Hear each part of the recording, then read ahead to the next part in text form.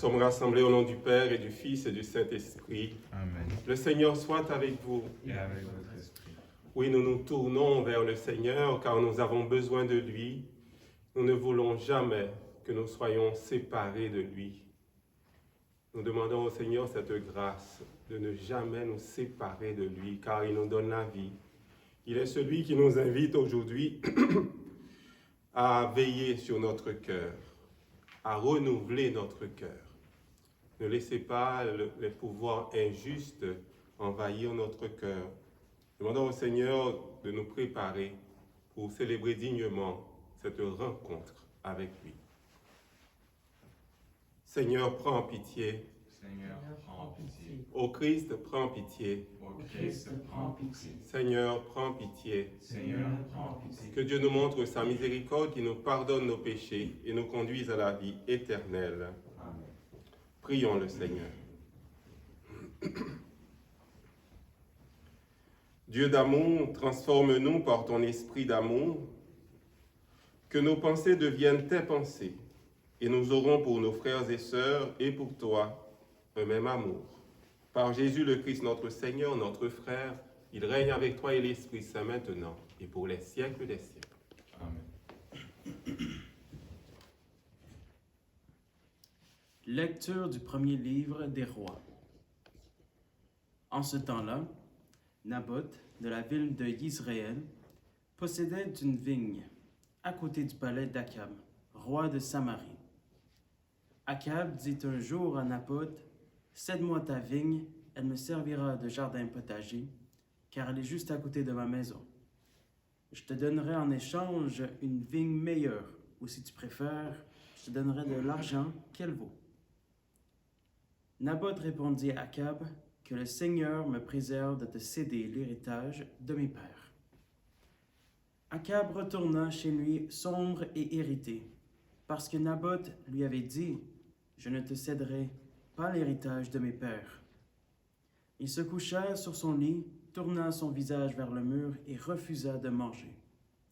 Sa femme, Jézabel, vint lui dire, « Pourquoi es-tu de mauvaise humeur? Pourquoi ne veux-tu pas manger? » Il répondit, « J'ai parlé à Naboth de Yizréel. Je lui ai dit, cède-moi ta vigne pour de l'argent ou si tu préfères pour une autre vigne en échange. Mais il a répondu, je ne te céderai pas ma vigne. Alors sa femme Jézabel lui dit, est-ce que tu es le roi d'Israël, oui ou non? Lève-toi, mange et retrouve ta bonne humeur. Moi, je vais te donner la vigne de Naboth. Elle écrivit des lettres au nom d'Akab. Elle les scella du sceau royal et elle les adressa aux anciens et aux notables de la ville où habitait Naboth. Elle avait écrit dans ces lettres, « Proclamez un jeûne, faites comparaître Naboth devant le peuple, placez en face de lui 2 vauriens qui témoigneront contre lui. Tu as maudit Dieu et le roi. Ensuite, faites-le sortir de la ville, lapidez-le et qu'il meure. » Les anciens et les notables qui habitaient la ville de Naboth firent ce que Jézabel avait ordonné dans ses lettres. Ils proclamèrent un jeûne et firent comparaître Naboth devant le peuple. Alors ils arrivèrent les 2 individus qui se placèrent en face de lui et portèrent contre lui ce témoignage. Naboth a maudit Dieu et le roi. On fit sortir Naboth de la ville, on le lapida et il mourut. Puis on envoya dire à Jézabel, Naboth a été lapidé et il est mort. Lorsque Jézabel en fut informée, elle dit à Akab, va, prends possession de la vigne de ce Naboth, qui a refusé de le céder pour de l'argent, car il n'y a plus de Naboth. Il est mort. Quand Akab apprit que Naboth était mort, il se rendit à la vigne de Naboth et en prit possession. Parole du Seigneur. Nous rendons grâce à Dieu. Comprends ma plainte, Seigneur. Comprends ma plainte, Seigneur. Écoute mes paroles, Seigneur. Comprends ma plainte. Entends ma voix qui t'appelle. Ô mon roi et mon Dieu. Comprends ma plainte, Seigneur. Tu n'es pas un Dieu ami du mal. Chez toi, le méchant n'est pas reçu. Non, l'insensé ne tient pas devant ton regard. Comprends ma plainte, Seigneur. Tu détestes tous les malfaisants. Tu extermines les menteurs, l'homme de ruse et de sang. Le Seigneur le hait. Comprends ma plainte, Seigneur. Alléluia, Alléluia. Ta parole est la lumière de mes pas, la lampe de ma route. Alléluia, Alléluia.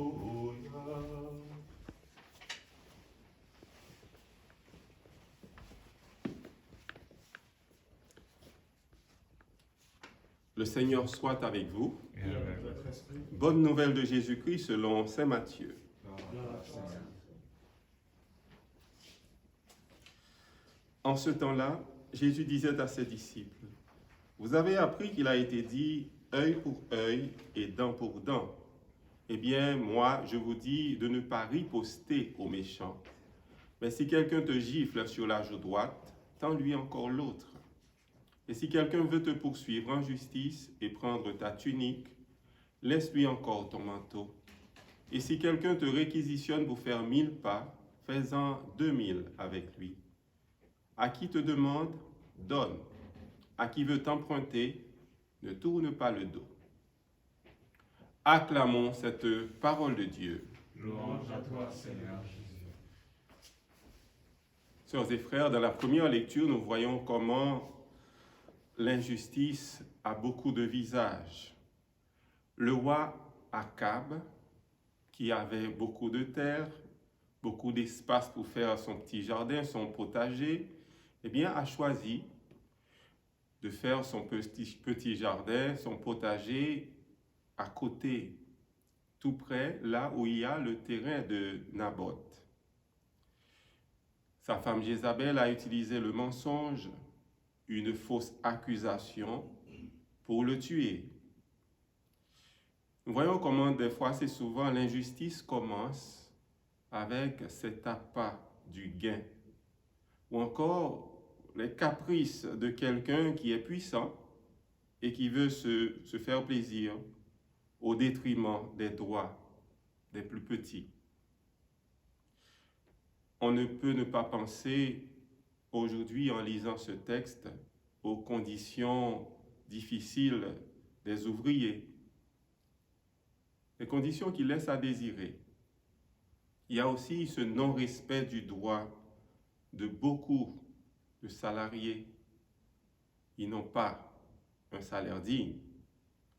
Il y en a aussi qui n'ont pas une bonne assurance. On peut ouvrir le cadre à travers le monde entier.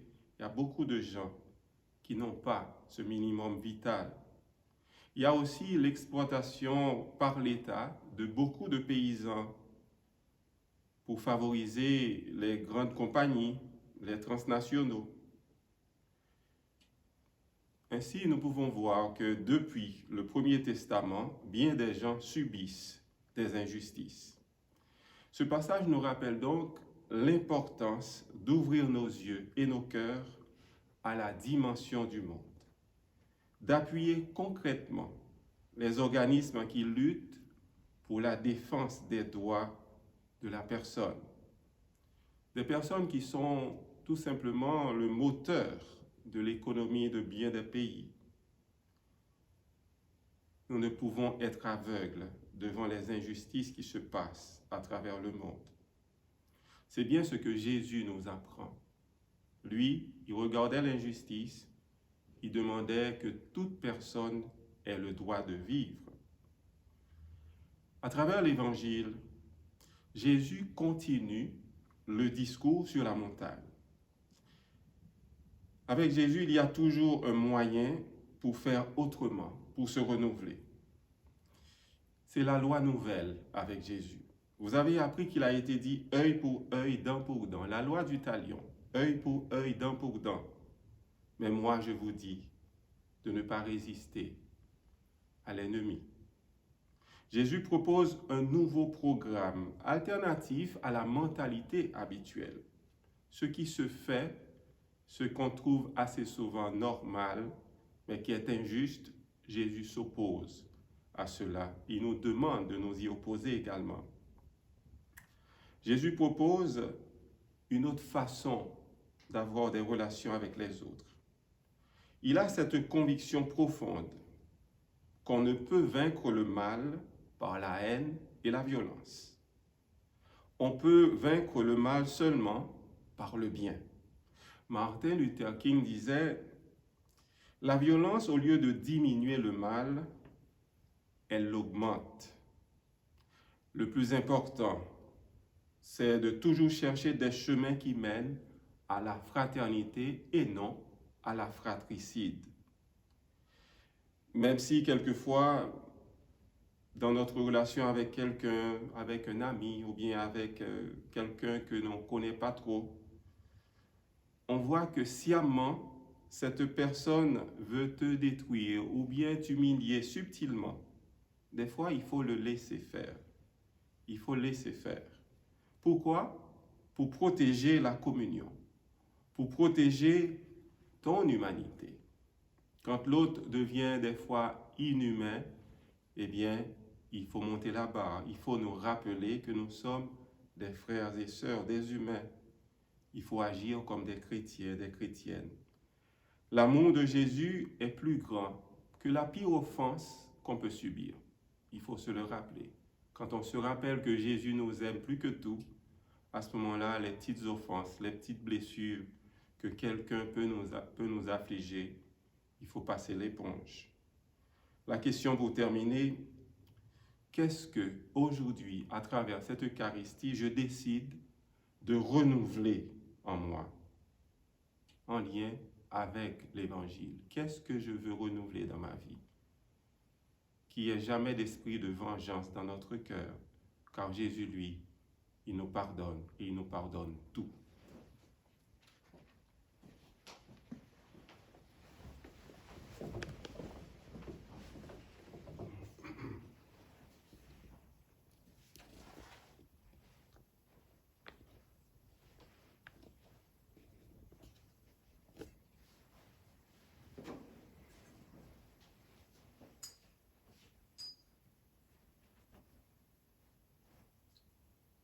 Comme cette semaine au vin pour le sacrement de l'Alliance, puissions-nous être unis à la divinité de celui qui a pris notre humanité. Tu es béni, Seigneur, Dieu de l'univers, toi qui nous donnes ce pain, fruit de la terre et du travail de tes enfants. Nous te le présentons, il deviendra le pain de la vie. Béni soit Dieu, maintenant et toujours. Tu es béni, Seigneur, Dieu de l'univers, toi qui nous donnes ce vin, fruit de la vigne et du travail des humains. Nous te le présentons, il deviendra le vin de la joie éternelle. Béni soit Dieu, maintenant et toujours. Humble et pauvre, nous te supplions, Seigneur, accueille-nous, que notre sacrifice en ce jour trouve grâce devant toi. Lave-moi de mes fautes, Seigneur, purifie-moi de mon péché. Prions ensemble au moment d'offrir à Dieu le sacrifice de toute l'Église. Pour la gloire de Dieu et le salut du monde. Sanctifie, Seigneur, les biens que nous te présentons, en les acceptant comme une offrande spirituelle. Rends-nous capables d'aimer tous les hommes de l'amour dont tu les aimes. Par Jésus le Christ, notre Seigneur.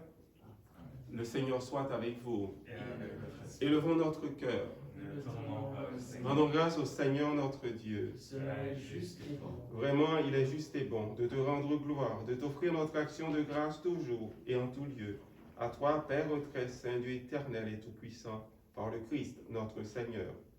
En lui, tu as voulu que tout soit rassemblé, et tu nous as fait partager la vie qu'il possède en plénitude. Lui qui est vraiment Dieu, il s'est anéanti pour donner au monde la paix par le sang de sa croix. Élevé au-dessus de toute créature, il est maintenant le salut pour tous ceux qui écoutent sa parole. C'est pourquoi avec les anges et les archanges, avec les puissances d'en haut, et tous les esprits bienheureux, nous chantons l'hymne de ta gloire et sans fin nous proclamons « Saint, Saint, Saint, le Seigneur, Dieu de l'univers.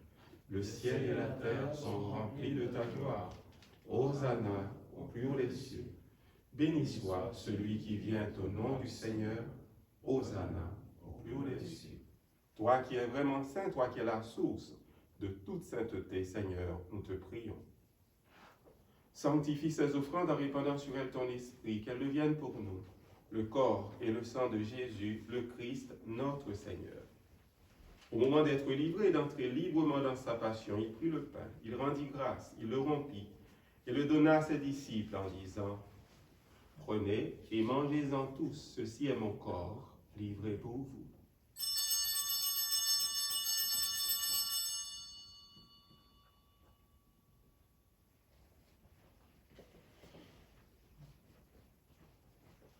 De même, à la fin du repas, il prit la coupe de nouveau, il rendit grâce et la donna à ses disciples en disant, « Prenez et buvez-en tous, car ceci est la coupe de mon sang, le sang de l'alliance nouvelle et éternelle, qui sera versé pour vous et pour la multitude en rémission des péchés.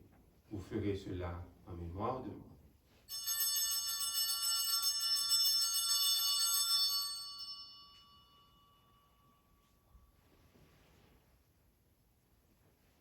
Il est grand le mystère de la foi. Nous proclamons ton nom, Seigneur Jésus. Nous célébrons ta résurrection. Nous attendons ta venue dans la gloire. Faisant ici mémoire de la mort et de la résurrection de ton Fils, nous t'offrons, Seigneur, le pain de la vie et la coupe du salut. Et nous te rendons grâce, car tu nous as choisis pour servir, malgré nos fragilités, pour servir en ta présence. Humblement, nous te demandons qu'en ayant part au corps et au sang du Christ, nous soyons rassemblés par l'Esprit Saint en un seul corps, en une seule famille. Souviens-toi, Seigneur, de ton Église répandue à travers le monde. Fais-la grandir dans ta charité avec le pape François, notre évêque Christian, ses auxiliaires Alain et Thomas et tous ceux qui ont la charge de ton peuple. Souviens-toi aussi de nos frères et sœurs qui se sont endormis dans l'espérance de la résurrection et de toutes les personnes qui ont quitté cette vie. Nous prions pour les paysans dans beaucoup de pays qui meurent à petit feu à cause de l'injustice, à cause de l'exclusion. Nous prions aussi pour toutes les personnes qui sont mortes à travers le monde à cause de la pandémie. Reçois-les dans ta lumière auprès de toi. Sur nous tous, enfin, nous implorons ta bonté, ta tendresse.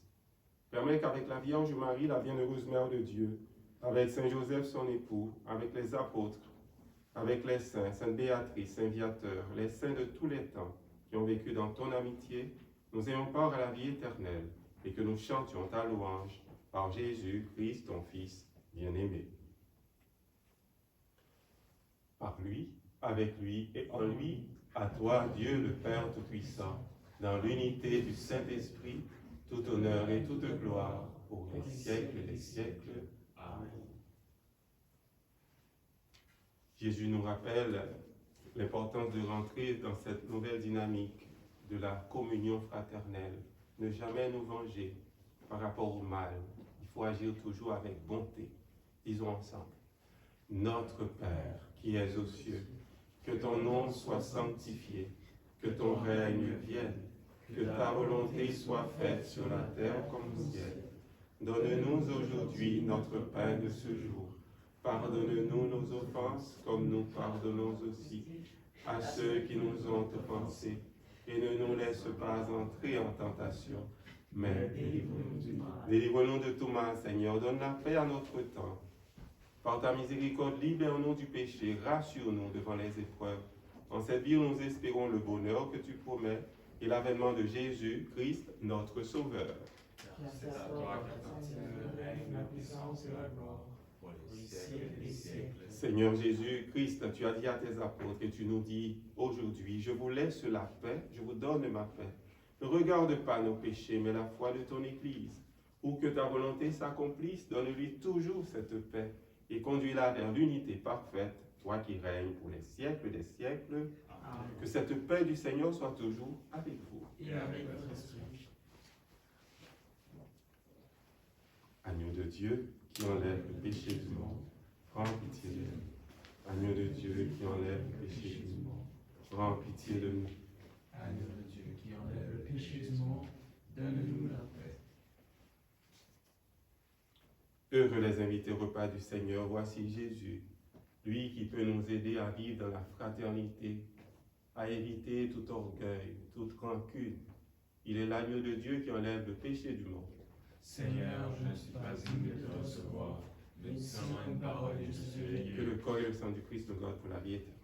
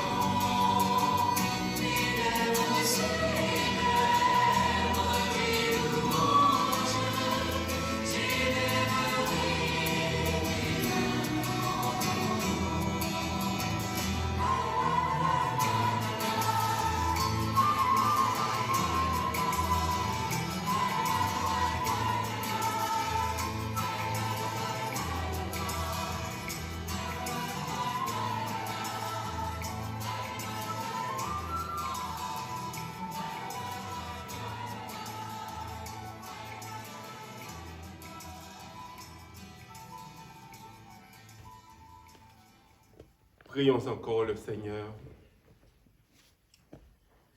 Oui, c'est la bonté du Seigneur qui peut nous aider à vivre dans la fraternité, dans la communion, à ne pas vouloir nous venger, mais plutôt à chercher à faire le bien, à chercher le bien qui est déjà au plus profond de notre cœur. Ceux que tu as nourris de même pain, Seigneur, tiens-les dans le souffle de ton esprit, qu'un parfait amour de charité les saisisse et les renouvelle. Par Jésus le Christ, notre Seigneur, il règne avec toi et l'Esprit Saint maintenant et pour les siècles des siècles. Amen.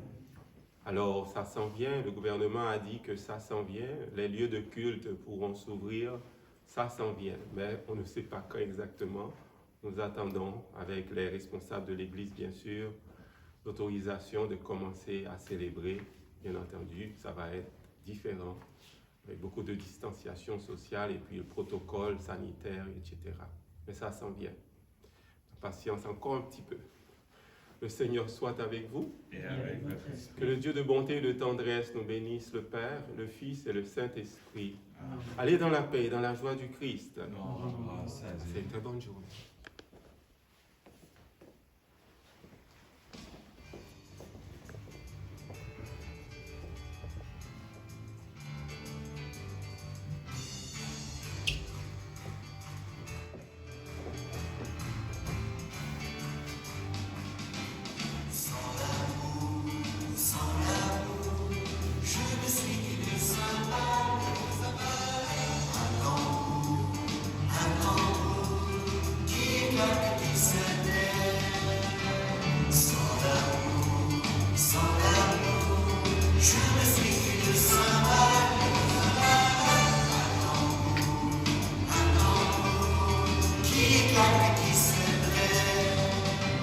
J'aurais beau savoir les langues de la terre, sans amour cela n'est rien. J'aurais beau tenir la science et le mystère,